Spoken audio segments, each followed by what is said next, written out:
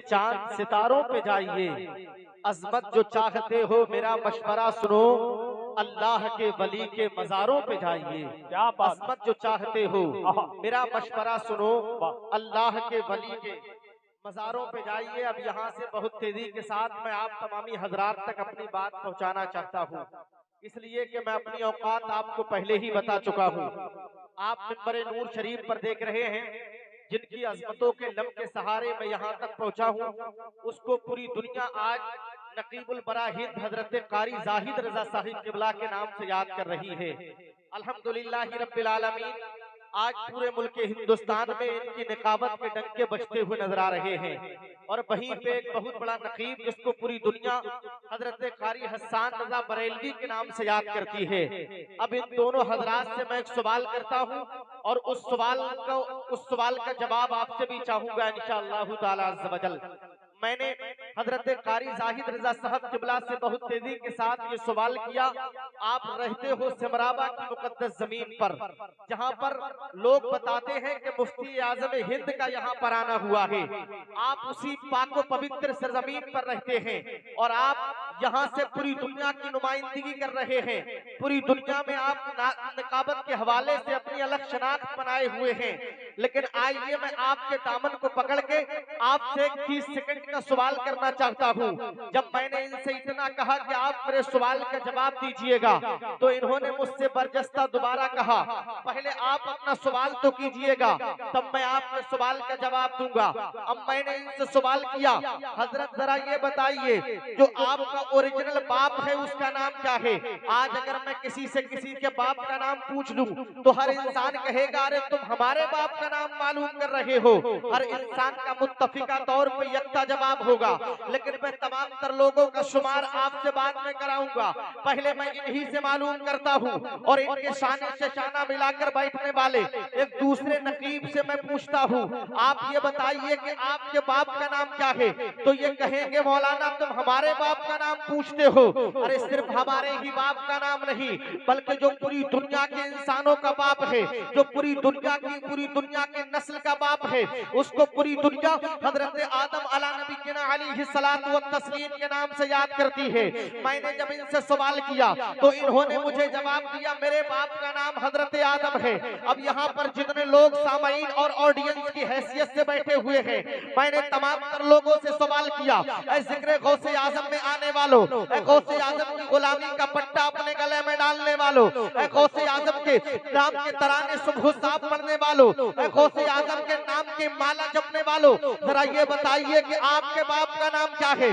تو محفل سے چاروں جانب سے یہی آواز آئے گی، ارے صرف میرے اکیلے باپ کا نام نہیں، بلکہ جتنے لوگ یہاں پر موجود ہیں تمام لوگوں کے باپ کا نام اگر کوئی ہے تو کوئی اور نہیں، بلکہ اس کو پوری دنیا حضرت آدم کے نام سے یاد کرتی ہے۔ لیکن آئیے سنتے چلے جائیے گا، سمرابہ کے اندر رہنے والوں، میرے پروردگار عالم نے 104 کتابوں اور صحیفوں کو اتارا ہے، لیکن ان تمام تر کتابوں اور صحیفوں میں سب سے زیادہ شہرت یافتہ کتابیں ہیں، ان کو 4 کتابوں کے نام سے یاد کیا جاتا ہے۔ جس کو سب سے زیادہ عزت و شہرت حاصل ہے، جس پر ہمارا ایمان ہے، جو میرے مدنی اور مکی سرکار پر نازل ہوئی ہے، اس کو پوری دنیا قرآن پاک کے نام سے یاد کرتی ہے۔ ابھی تک جو میرے سوال کا جواب دیا تھا یہ قرآن کے ماننے والوں نے دیا تھا، لیکن آئیے وہ 3 کتابیں کون سی ہیں جو ان کے علاوہ جن کو یاد کیا جاتا ہے؟ ان 3 کتابوں کا نام میں آپ کو بتاتا ہوں۔ اس میں ایک کتاب کو انجیل کے نام سے یاد کیا جاتا ہے، دوسری کتاب کو زبور کے نام سے یاد کیا جاتا ہے، تیسری کتاب کو توریت کے نام سے یاد کیا جاتا ہے۔ ابھی میں نے قرآن کے ماننے والوں سے سوال کیا تو قرآن کے ماننے والوں کا جواب مل گیا۔ اب میں نے انجیل کے ماننے والوں سے سوال کیا، اے انجیل کے ماننے والوں، اے انجیل پہ اپنا ایمان اور ایقان رکھنے والوں، ذرا یہ بتائیے کہ آپ کے باپ کا نام کیا ہے؟ تو انجیل کے ماننے والوں کا جواب یہی تھا، ہمارے باپ کا نام بھی آدم ہے۔ اب میں نے توریت तौरेत के मानने वालों से पूछा तो तौरेत के मानने वालों का मुत्तफिका तौर पर यक्का जवाब था, अरे हमारे बाप का नाम भी आदम है। अब मैंने ज़बूर के मानने वालों से सवाल किया, ऐ ज़बूर पे अपना ईमान रखने वालों, तुम्हारे बाप का नाम क्या है? तो उन्होंने भी अपने बाप का नाम कोई और नहीं बल्कि अपने बाप का नाम हजरत आदम बता दिया।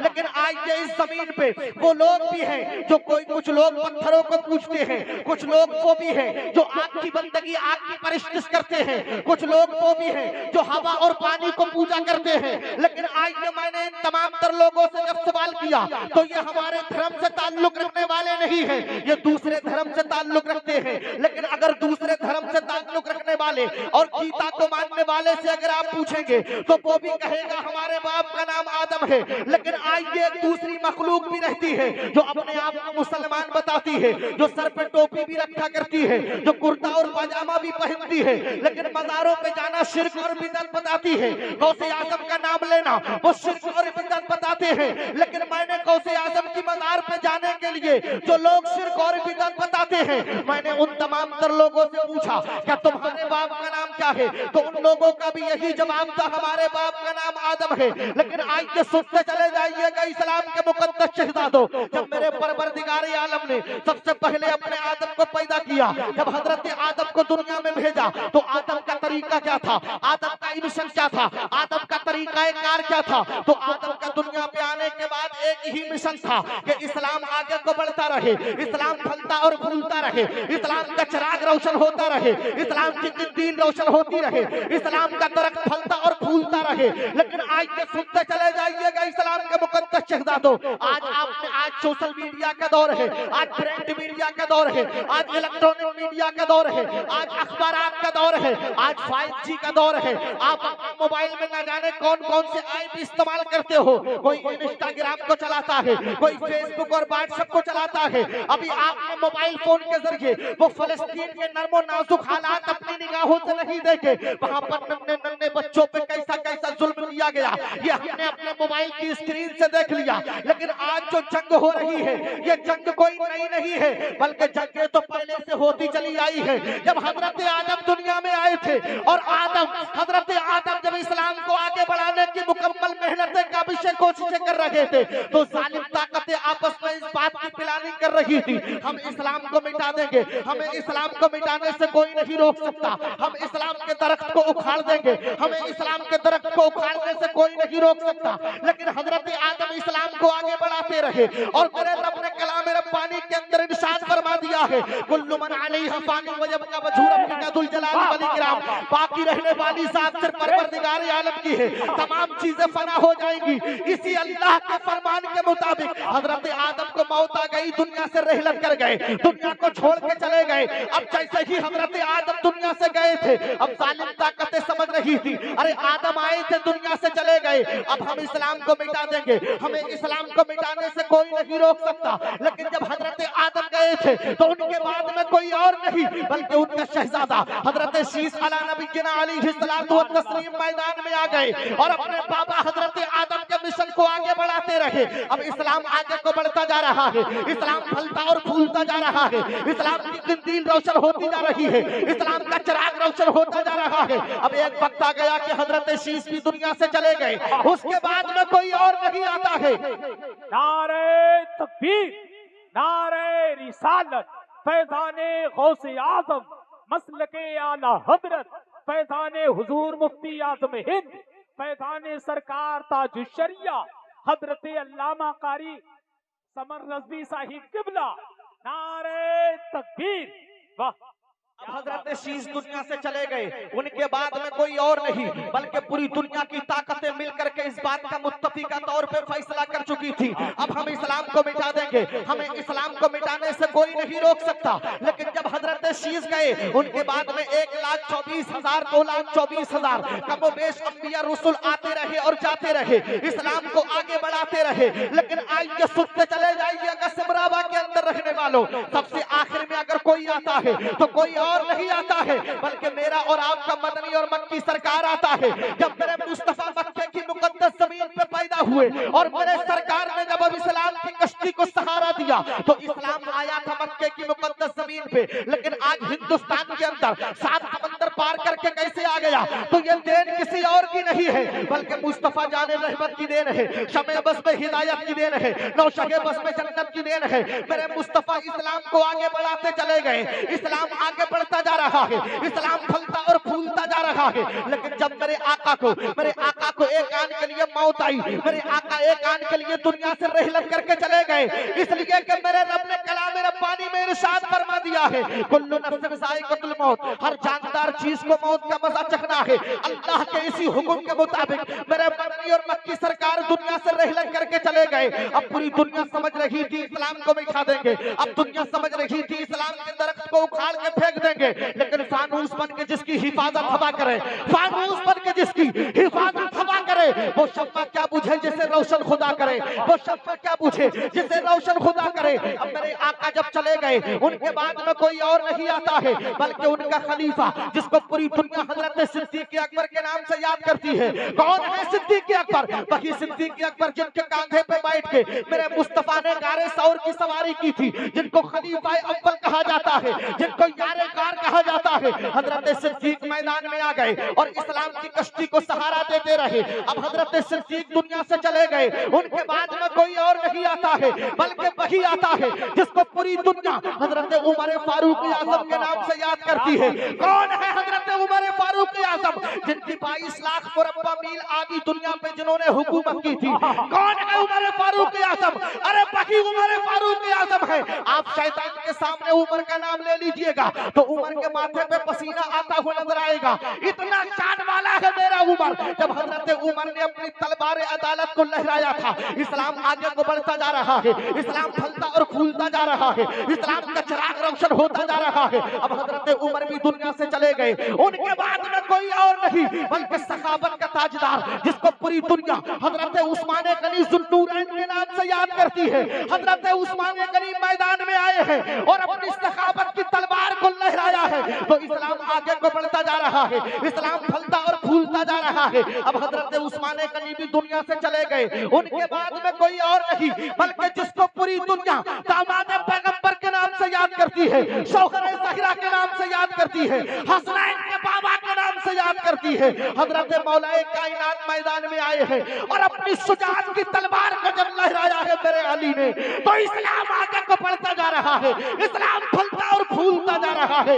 اب جب میرے آقا مولا کائنات دنیا سے چلے گئے، اب ظالم طاقتیں آپس میں اس بات کی پلاننگ کر رہی تھی ہم اسلام کو مٹا دیں گے، لیکن جب میرے آقا امام حسین کے بابا حضرت مولا کائنات دنیا سے گئے تھے تو ان کے بعد میں کوئی اور نہیں بلکہ ان کا بڑا بیٹا، جس کو زمانہ حسن مجتبیٰ کے نام سے یاد کرتا ہے، میدان میں آ گئے، اسلام کو سہارا دے رہے ہیں، اسلام بڑھتا جا رہا ہے۔ ان کے بعد میں کوئی اور نہیں بلکہ ان کا چھوٹا بھائی، جس کو پوری دنیا کربلا کا تاجدار حضرت امام حسین کے نام سے یاد کرتی ہے۔ یہی ہمارا اسلام۔ یا رسول اللہ، یا غوث، زندہ باد، زندہ باد، زندہ باد، اللہ سبحان اللہ۔ میرے آقا امام حسین کربلا کے میدان میں آئے ہیں اپنے نانا جان کے ایمان اسلام کو بچانے کے لیے، پوری دنیا میں مل کر کے مٹانے کی کوشش کر رہی ہے، لیکن کربلا کے تپتے ہوئے میدان میں میرے آقا امام حسین کو اگر اسی اسلام کی خاطر اپنے ننھے سے 6 مہینے کے علی اصغر کی قربانی دینا پڑی ہے تو دی ہے، لیکن اسلام کے جھنڈے کو گرنے نہیں دیا ہے۔ 18 سال کے علی اکبر کی قربانی پیش کرنا پڑی ہے تو میرے آقا امام حسین نے اپنے 18 سال کے کلیل جوان علی اکبر کو قربان کر دیا ہے، لیکن اسلام کے جھنڈے کو گرنے نہیں دیا ہے۔ اگر اسی ہمارے اسلام کو ضرورت پڑ گئی ہے عباس باوفا کے بازوؤں کی، عباس علمبردار کے بازوؤں کی، تو میرے آقا امام حسین کے بھائی حضرت عباس نے اپنے بازوؤں کو کٹوا دیا، لیکن اسلام کے جھنڈے کو گرنے نہیں دیا۔ میرے آقا امام حسین نے اپنے ننھے اونو محمد بھانجوں کو قربان کر دیا، لیکن اسلام کے جھنڈے کو گرنے نہیں دیا۔ اب پوری دنیا مل کر کے یزیدی شکل میں کربلا کے تپتے ہوئے ریگستان میں مل کر کے کوشش کر رہی تھی، اب ہم اسلام کو مٹا دیں گے، اب ہمیں اسلام کو مٹانے سے کوئی نہیں روک سکتا، لیکن جب اس ہمارے اسلام کو کربلا کے میدان میں ضرورت پڑی تھی کسی کے سر کی تو میرے آقا امام حسین نے کربلا کے تپتے ہوئے ریگستان میں نماز کی حالت میں اپنا سر دے دیا تھا، لیکن اسلام کے جھنڈے کو گرنے نہیں دیا تھا۔ اب یہی ہمارا اسلام بارگاہ رب العلا میں کربلا کے تپتے ہوئے ریگستان میں رو رو کے دعا کر رہا تھا، مولا اب مجھے بچانے کے لیے کسی اور کو بھیج دے۔ اے پروردگار، تو نے اپنے محبوب کو بھیجا تھا، ان کے بعد ان کے خلفاء مجھے بچاتے رہے، ان کے بعد ان کے نواسے مجھے بچاتے رہے، لیکن اے میرے مولا اب پوری دنیا مجھے مٹانے کی بات کر رہی ہے، اب پوری دنیا مجھے مل کر کے مٹانے کی بات کر رہی ہے، اب مجھے بچانے کے لیے کسی اور کو بھیج دے۔ یہی ہمارا اسلام جب بارگاہ رب العلا میں رو رو کے دعا کر رہا تھا، پروردگار اب میری حفاظت کے لیے محافظ بنا کے کسی کو بھیج دے۔ اللہ کے حضور اسلام کی دعا قبول ہوئی تھی اور پروردگار عالم نے اس اسلام کو بچانے کے لیے کسی اور کو نہیں بلکہ قصبہ جیلان کے محلہ نیف کے اندر شیخ عبد القادر جیلانی غوث اعظم کو بھیجا تھا۔ جب میرے آقا غوث اعظم نے اسلام کی کشتی کا سہارا دیا ہے، آج غوث اعظم کی دین ہے پوری دنیا کے اندر اسلام کا جھنڈا لہرتا ہوا نظر آ رہا ہے۔ تبھی تو کسی نے کہا تھا باہر بیڑے کو لگا دیتے ہیں غوث اعظم، ڈوبی کشتی کو ترا دیتے ہیں غوث اعظم، باخدا اسی کرامت تو دیکھی نہ سنی، پیر اکھڑے تو جما دیتے ہیں غوث اعظم۔ نعرہ تکبیر، نعرہ رسالت، فیضان غوث اعظم، جشن غوث اعظم، عظمت غوث اعظم، مسلک اعلی حضرت فیضان سرکار مفتی اعظم ہند، فیضان سرکار تاج الشریعہ حضرت علامہ سمر رضوی صاحب قبلہ۔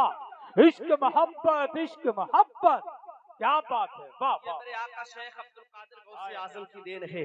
میرے آقا غوث اعظم نے بڑی بڑی قربانیاں دی ہیں، تب کہیں جا کے اسلام ہم تک پہنچا ہے۔ میں آخری بات کہہ کے اپنی اوقات کے مطابق اپنی بات کو ختم کرتا ہوں، لیکن صرف آپ کو یہی سمرابہ کے اندر نہیں بلکہ میں آپ کو دہلی کی مقدس زمین پہ لے جانا چاہتا ہوں۔ حضرت قاری حسان صاحب قبلہ بیٹھے ہیں، میرے بڑے بھائی جن کی انگلیوں کے لم کے سہارے سمر رضوی نے چلنا سیکھا ہے، اسی عظیم و شان لہجے کو پوری دنیا فہیم اختر کے نام سے یاد کرتی ہے۔ ابھی آپ کو مخملی آباد اور شہر بریلی کے معتبر شاعر کو سننا ہے، لیکن آج اس سے پیشتر میں آپ کو دہلی کی مقدس زمین پہ لے جانا چاہتا ہوں۔ آج یہ نوجوان اہل سنت کا مجمع میری نگاہوں کے سامنے ہے، میرے بھائی یہاں پر کھڑے ہوئے ہیں، یہ تمام لوگ رہتے تو سمرابہ میں ہیں، لیکن اگر کام اور کاج کی جب بات آتی ہے تو زیادہ تر لوگ دہلی کے اندر کام کرنے کے لیے جایا کرتے ہیں۔ میں اسی دہلی کی مقدس زمین پہ آپ کو لے جا رہا ہوں۔ ارے جب دہلی کی شان یہ ہوگی تو پھر بغداد کی شان آپ کو خود بخود پتا چل جائے گی۔ میں آپ کو دلی کی مقدس زمین پہ حضرت بابا نظام الدین اولیاء کی بارگاہ میں لے جانا چاہتا ہوں۔ ارے کون ہے بابا نظام الدین اور دہلی کس کو کہتے ہیں؟ ارے دہلی کا پانی آج بھی صحت کے لیے ہانیکارک تھا، دہلی کا پانی کل بھی صحت کے لیے ہانیکارک تھا، دہلی کا پانی کل بھی کڑوا تھا، دہلی کا پانی آج بھی کڑوا ہے، لیکن آج کا دور تو بڑی سہولتوں کا دور ہے، کل کا دور بڑا پرفتن دور تھا۔ اس دور میں کوئی ہینڈ پمپ پانی پینے کے لیے نہیں تھا، کوئی نل اور ٹوٹی اور سمر سیبل کا دور نہیں تھا۔ ارے آج تو گھر گھر کے اندر نل موجود ہے، گھر گھر کے اندر ہینڈ پمپ موجود ہے، گھر گھر ٹوٹی پہنچی ہوئی ہے، گھر گھر سمر سیبل لگا ہوا ہے۔ ہم جب چاہتے ہیں تب ٹھنڈا پانی نکال کے اپنے آپ کو پی لیا کرتے ہیں، لیکن کل کے اس پرفتن دور کو تو یاد کیجئے گا، وہ پتھریلا علاقہ تھا دہلی کا، کہیں پہ سمر سیبل کا انتظام نہیں تھا، کہیں پہ پانی کا انتظام نہیں تھا۔ پورا دہلی کے اندر لوگ کڑوا پانی پیا کرتے تھے اور کڑوا پانی پی کر کے اپنی زندگی کے شب و روز گزارا کرتے تھے۔ لیکن آئیے جو کل کی دلی کی حکومت تھی، اس حکومت کا یہ کہنا تھا کہ دلی کی جو مین جگہیں ہیں، دلی کی جو بڑی بڑی جگہیں ہیں، دلی کی جو خاص جگہیں ہیں، ان بڑی بڑی خاص جگہوں پر مین جگہوں پر مٹی کے بڑے بڑے برتنوں میں حکومت کے نمائندے میٹھا پانی بھر کر کے رکھا کرتے تھے، اور میٹھا پانی جب اس میں بھر دیا جاتا تھا تو جس جگہ کے قریب جو رہتا تھا وہ اپنے گھر پہ میٹھا پانی اس مٹی کے بڑے برتن سے لے جاتا تھا، خود بھی मीठा पानी पीता था, अपने बच्चों को भी मीठा पानी पिलाया करता था। लेकिन दिल्ली के अंदर बड़ी खास जगहों में एक खास जगह वो भी थी जिसको पूरी दुनिया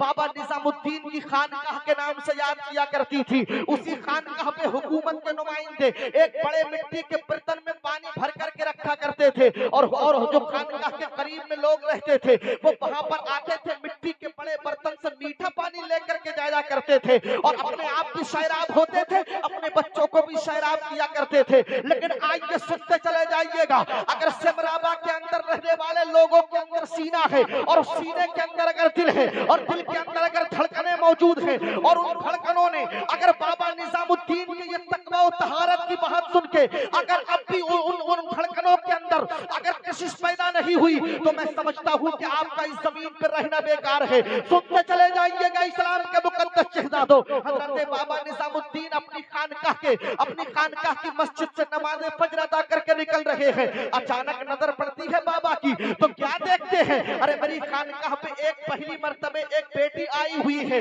और वो पानी लेने के लिए आई है। हजरत बाबा निजामुद्दीन उस बेटी के पास में जाते हैं। वो बेटी इस्लाम की बेटी नहीं थी, वो बेटी दीन की बेटी नहीं थी, वो बेटी मुस्तफा का कलमा पढ़ने वाली नहीं थी। हजरत बाबा निजामुद्दीन बेटी के करीब जाते हैं और जाकर के कहते हैं, यहाँ पर मेरी माएँ मेरी बहनें बैठी हुई हैं, ये पैगाम इन तक भी पहुंचाना चाहता हूँ। हजरत बाबा निजामुद्दीन ने उस बेटी से कहा था, बेटी जरा ये तो बता दे तू रहती कहाँ है, मैंने तुझे कभी अपनी खानकाह पे पानी लेने के लिए आते हुए नहीं देखा।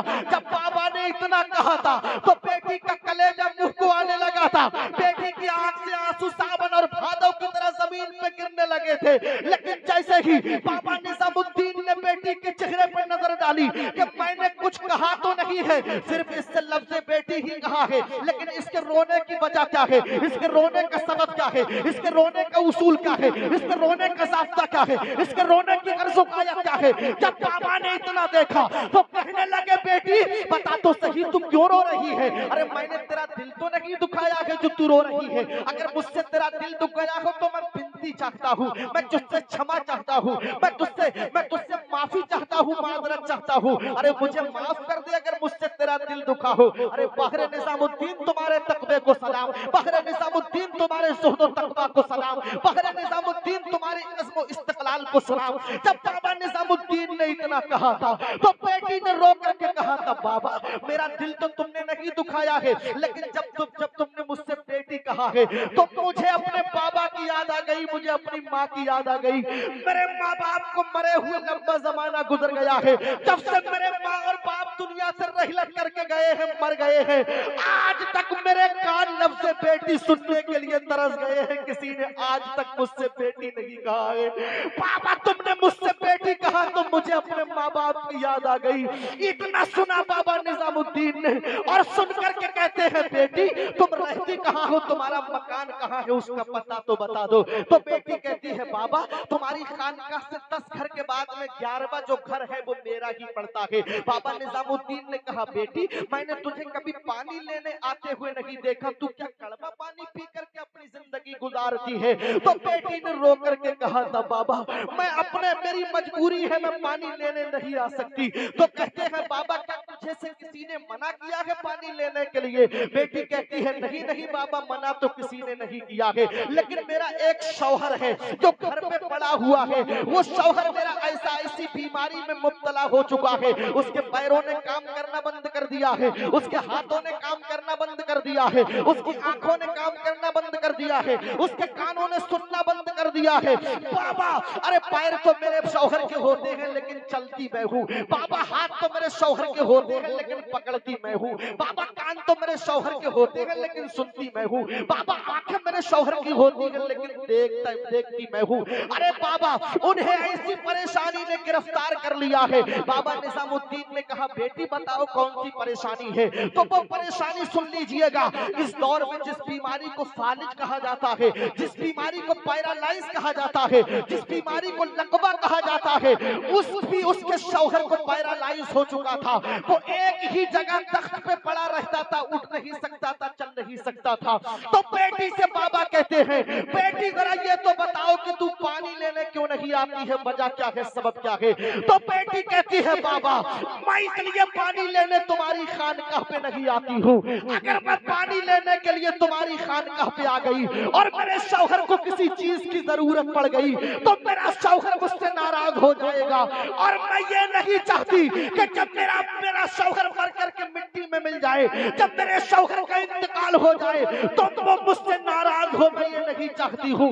अगर मेरा शौहर मुझसे नाराज हो के मर गया तो कौन सा चेहरा लेके जाऊंगी मैदान महशर में, कौन सा चेहरा दिखाऊंगी मुस्तफा जाने रहमत को, कौन सी सूरत दिखाऊंगी मैं अपने आका को, कौन सा चेहरा दिखाऊंगी महबूब ताबर को? ये कहती है बेटी, और आज की हमारे घर की बेटी है, उसका शौहर उससे नाराज हो तो होता रहे, वो कभी परवाह नहीं करती है। लेकिन ये बेटी इस्लाम की बेटी नहीं है, एक यहूदी की बेटी है, यहूदी की बीवी है, लेकिन अपने शौहर को राजी करके दुनिया से जाना चाह रही थी। ऐसी शान होती है शौहर की। बेटी ने जब इतना कहा, बाबा निजामुद्दीन से बात करके बेटी अपने घर चली गई। अब मैं जो कहना चाहता हूँ वो पूरा निचोड़ आप तक पहुँचाकर अपनी बात खत्म करना चाहता हूँ। रात का सन्नाटा है, पूरा दिल्ली सो रहा है, दिल्ली के नौजवान सो रहे हैं। रात के सन्नाटे में प्राण का पहला पहर है। हजरत बाबा निजामुद्दीन अपनी खानकाह से निकलते हैं, अपनी चप्पलों को, अपनी जूतियों को निकाल देते हैं, अपने चेहरे पे एक काला नकाब डालते हैं और 2 घड़ा मिट्टी का पानी लेते हैं, एक सीधे काने पे, एक बाएं कांधे पे रखते हैं, और रखने के बाद में उसी औरत के घर पे, उसी बेटी के घर की दहलीज के कदमों को बढ़ा रहे हैं। और बढ़ाने के बाद में जैसे ही उसका दरवाजा आता है, उसके दरवाजे के बाहर उन 2 घड़ा मीठा पानी रख करके रात के सन्नाटे में बाहर आ जाते हैं। अब जैसे ही सुबह का सूरज निकलता है, जैसे ही चिड़िया अपने घोंसलों में चहचहाती है, जैसे ही सूरज अपनी किरणों को निकालता है, बेटी आती है, दरवाजा खोलती है, और खोलने के बाद में देखती है कि दरवाजे पे 2 घड़ा पानी रखा हुआ है। एक बूंद पानी का हथेली पे रखती है, चेक करती है तो पता लगता है इतना मीठा पानी, इतना शीरा पानी जो मैंने कभी पिया ही नहीं था। ये कौन है दिल्ली के अंदर जो इतनी बड़ी सखावत के दरिया बहा रहा है? दिल्ली के अंदर इतना बड़ा दिल किसको दिया है रब्बे कायनात ने, जो मेरी इतनी खबर रख रहा है? आज तक तो किसी ने एक बूंद पानी के लिए नहीं पूछा, लेकिन एक दिन हो गए बाबा को पानी रखते हुए, 2 दिन हो गए बाबा को पानी रखते हुए, 3 दिन हो गए जब बाबा निजामुद्दीन को पानी रखते हुए 4थी रात आती है। अब बेटी सोचती है कि आज देखूंगी जरूर कौन है जो दिल्ली के अंदर इतना बड़ा सखावत का ताजदार, जो मेरी चौखट पे पानी के 2 घड़ा लेकर के आता है और रख करके जाता है। आज तक किसी ने एक बूंद पानी के लिए नहीं पूछा, लेकिन इतना बड़ा कौन मेहरबान हो गया है मेरे ऊपर जो पानी लेकर के आता है।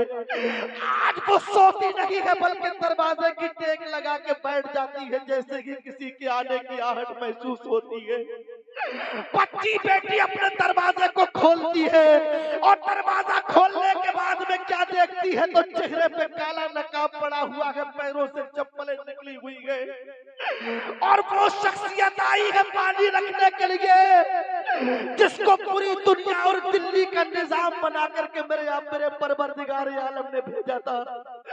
बेटी ने अपने दरवाजे को खोला और खोल करके कहा था, बाबा बताओ तो सही तुम कौन हो जो मेरा इतना ख्याल रखते हो? तुम्हारे पानी लाने की वजह क्या है? मैं तुम्हारा चेहरा देखना चाहती हूँ। जब बेटी ने इतना कहा था तो वो आने वाला शख्स कोई और नहीं, बाबा निजामुद्दीन कहता है, बेटी आहिस्ता बोलो, आहिस्ता बोलो, आहिस्ता बोलो। जब इतना कहा बेटी से बाबा निजामुद्दीन ने, तो बेटी कहती है, बाबा अगर तुमने अपने चेहरे को नहीं दिखाया तो मैं चिल्ला चिल्ला कर पूरी बस्ती, पूरे महल्ले को जगा दूंगी और बता दूंगी ये आता है पानी रखने के लिए मेरी चौखट पे। बाबा निजामुद्दीन कहते हैं, बेटी मैं तुझसे हाथ जोड़ के विनती करता हूँ, रिक्वेस्ट करता हूँ, अपील करता हूँ, दरख्वास्त करता हूँ, अपनी आवाज को आहिस्ता कर ले, किसी और को पता न लग जाए कि मैं आता हूँ तेरे दरवाजे पे। चेहरे से जब पर्दा हटाया था तो तो कोई और नहीं बाबा निजामुद्दीन थे। बच्ची ने कहा बाबा तुम क्यों आते हो मेरी चौखट पे पानी रखने के लिए, तुम क्यों आते हो मेरी दहलीज पे पानी के मिट्टी के 2 बर्तन लेकर के।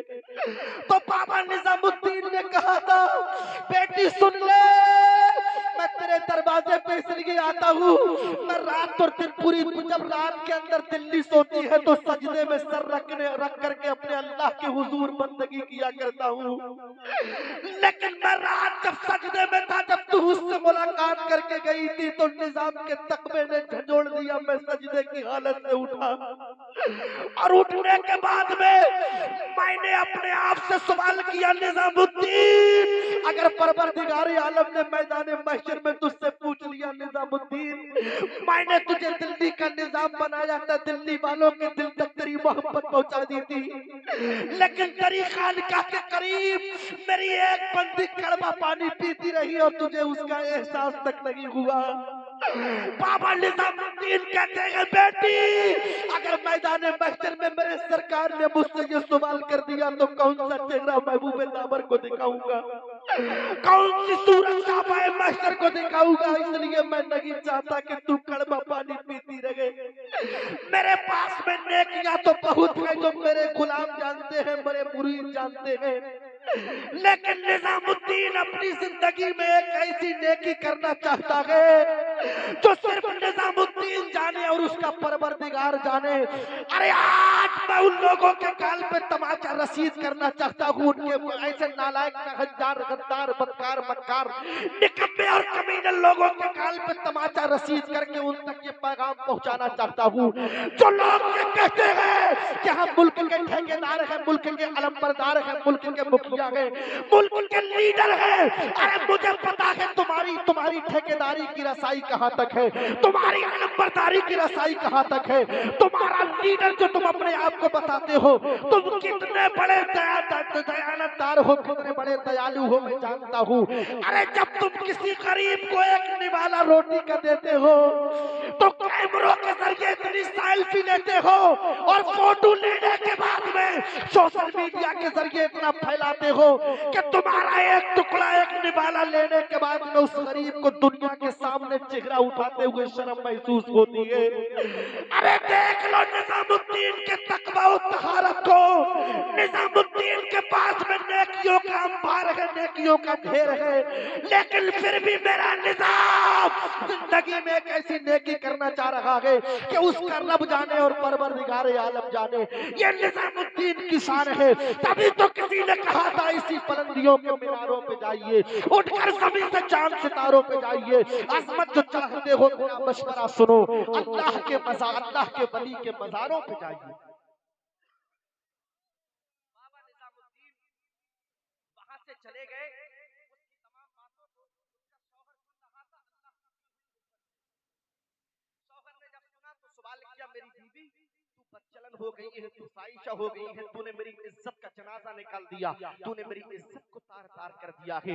बता तो सही इतना बड़ा गलत इंसान कौन है जो पूरी दिल्ली सो रही थी और रात के सन्नाटे में तन्हाई में तुझसे बात कर रहा था। बेटी ने कहा था अरे तुझे मुझे गाली देना है तो दे बर्दाश्त करूंगी, तुझे मुझे बुरा भला कहना है कहे मैं बर्दाश्त करूंगी, लेकिन तू उसको गाली मत दे जो मुझसे बात कर रहा था। शौहर ने कहा था कौन लगता है तेरा वो कौन है? तो बेटी कहती है अरे वो कोई है तो नहीं लेकिन मेरी मोहब्बत की जबीन अकीदत का झूमर है, वो कोई है तो नहीं मेरा गुरूर है, मेरा तकब्बुर है, मेरा घमंड है। शौहर को जलाल आ गया, कहने लगा रे बुला करके तो ला तेरा गुरूर कौन है, बुला करके तो ला तेरा तकब्बुर, तेरी मोहब्बत की जबीन अकीदत का झूमर कौन है। जब इतना सुना तो कहती बेटी वहां से दौड़ना शुरू करती है, खानकाह पे पहुंचती है, बाबा निजामुद्दीन के आगे हाथ जोड़ के खड़ी होती है, कहती है बाबा तुम तो बड़े दयालु हो, दया कीजिएगा, बाबा तुम तो बड़े महाराज हो, कृपा कीजिएगा, आज मेरी लाज बचा लीजिएगा। आज मेरे शौहर को मेरे ऊपर शक हो गया है, मैं गलत हूं तो नहीं लेकिन वो मुझे गलत समझ रहा है और मुझे गलत समझे तो बर्दाश्त करूंगी, वो तुम्हें भी गलत समझ रहा है। बाबा निजामुद्दीन ने कहा बेटी बता तो सही बात क्या है। تو بیٹی نے کہا تھا بابا چلو تم ہی جواب دینا اس کو کہ تم اس سے بات کر رہے تھے. تیز قدموں کے ساتھ میں بہت تیزی کے ساتھ پوری بات کو سمیٹ کے کر رہا ہوں. بابا نظام الدین پہنچ گئے دہلیز پہ. پہلے بی بی اندر انٹری کرتی ہے, اس کے بعد میں بابا نظام الدین کی انٹری ہوتی ہے. جیسے ہی انٹری ہوئی, اب دیکھا ہے شوہر نے تو آنے والا کوئی اور نہیں بلکہ وہی ہے جو 3 دن سے خواب میں آ رہا تھا.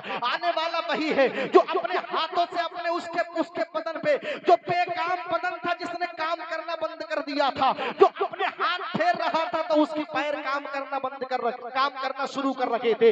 اپنے ہاتھ لگا رہا تھا تو ہاتھ کام کرنا شروع کر رکھے تھے. بابا نظام الدین کو جیسے ہی دیکھا تو کہنے لگا بابا آپ تھے جو میری بیوی سے بات کر رہے تھے. تو بابا نے کہا تھا ہاں میں تیری بیوی سے بات کر رہا تھا. آج تک جو انسان تخت پہ پڑا ہوا تھا, جیسے ہی چہرہ نظام الدین پہ نظر پڑی تھی تو صرف پڑا نہیں تھا بلکہ اٹھ کے ایک دم کھڑا تھا اور کھڑے ہو کے قدموں پہ گر پڑا تھا. اور گر پڑنے کے بعد میں کہہ اٹھا تھا ارے بابا اگر تم ہی تھے تو مجھے کلمہ پڑھائیے اور داخل اسلام کر لیجئے گا. تبھی تو کسی نے کہا تھا نبی کی خلق عظیم تر نے سبھی کو کلمہ پڑھا کے چھوڑا. آگ اور پتھر کے جو تھے پجاری انہیں بھی کلمہ پڑھا کے چھوڑا. عمر کے غصے میں چور اترے چلے تھے حضرت کو قتل کرنے, مگر رسالت کی ایک نظر نے انہیں بھی کلمہ پڑھا کے چھوڑا. جب ان کے گدا بھر دیتے ہیں شاہان زمانہ کی جھولی, محتاج کا جب یہ عالم ہے مختار کا عالم کیا ہوگا. محتاج کا جب یہ عالم ہے مختار کا عالم کیا ہوگا. میں نے جو بولا ہے آپ نے جو سنا ہے بتقاضۂ بشریت سبقت لسانی کی وجہ سے کوئی بھی کسی بھی طریقے کی غلطی خامی کوتاہی لغزش ادباً احتراماً باقی ہو گئی ہو, تمام تر علماء کو گواہ بنا کر ان کی موجودگی میں علل اعلان توبہ کرتا ہوں. استغفر اللہ ربی من کل ذنب واتوب الیہ. میں نے جو بولا ہے آپ نے جو سنا ہے اللہ کے حضور دعا کرتے ہیں پہلے اللہ رب العزت مجھے, اس کے بعد آپ سب کو عمل پیرا رکھنے کی توفیق عطا فرمائے. نرخ محتاج اپنے بندوں کا زمانے میں الہی خیر و برکت دے تو سب کے عابدانے میں, مریضوں کو شفا دے رب قدیر, جملہ بیماروں کو صحت دے, غریب و بے کسوں کو مال و زر حسب ضرورت دے. وما علینا الا البلاغ. السلام علیکم ورحمۃ اللہ.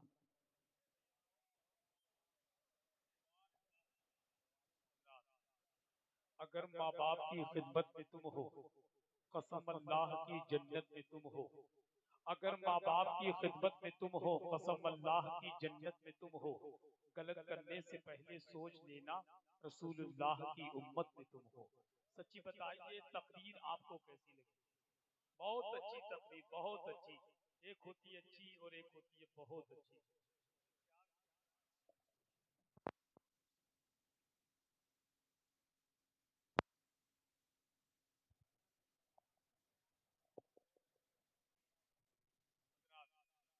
جتنے لوگ اس محفل پاک میں بیٹھے ان کے کانوں تک یہ بات پہنچا دوں. چند ہی لمحات کے بعد خطیب اہل سنت ترجمان مسلک اعلیٰ حضرت آل نبی اولاد علی پیر سید مقیم الرحمان قادری کی آمد منبر شریف پر ہونے والی ہے انشاءاللہ. بہت جلد ان سے تقریر ہمیں اور آپ کو سننی ہے. اب آئیے ملک ہندوستان کی اس مخملی آواز سے ملاقات کر لیں جن کو پورا ملک شہنشاہ ترنم شار ملک ہندوستان مقدر کا سکندر بھائی فہیم مختار بریلوی کی آمد ہو رہی ہے. خدا کی قسم کافی دیر ہو گیا ان کو بیٹھو گے. کہاں جا رہے ہیں آپ نکل کے؟ میں تمامی احباب سے گزارش کروں گا اگر جو لوگ چلے گئے حاجت کے لیے تو وہ جلدی لوٹ کر آئے, مگر جو چلے گئے وہ واپس آ جائیں. پھر 2-4 چلے جانا, پھر وہ واپس آ جائیں, پھر 2-4 چلے جانا. تو کوئی پریشانی کی بات نہیں ہے. سارے لوگ اٹھ کر جاتے ہیں تو بڑی تکلیف ہوتی ہے, اور جانے والے جب چلے جاتے ہیں تو لوٹ کر بہت کم ہی آتے ہیں.